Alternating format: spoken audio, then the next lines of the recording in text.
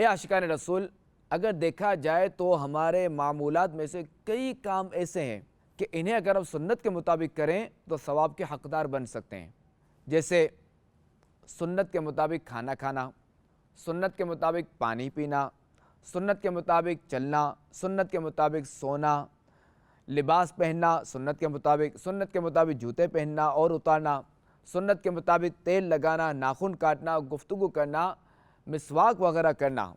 تو یہ اگر ہم سنت کے مطابق کریں گے یہ سارے کام تو انشاءاللہ الکریم ہم ثواب کے حقدار بنیں گے۔ اللہ کریم ہم کو سنت سے محبت عطا فرمائے، اور سنت سے محبت کے تو کیا کہنے کہ خاتم النبیین صلی اللہ تعالی علیہ وآلہ وسلم کا فرمان ہے، من احب سنتی، جس نے میری سنت سے محبت کی، فقد احبنی، تحقیق اس نے مجھ سے محبت کی،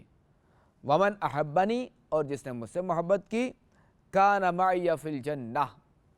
وہ جنت میں میرے ساتھ ہوگا۔ اللہ کریم ہمیں سنتوں پر عمل کرتے ہوئے اپنی زندگی گزارنے کی توفیق عطا فرمائے، سعادت عطا فرمائے۔ صلو علی الحبیب صلی اللہ علیہ محمد صلی اللہ علیہ وسلم۔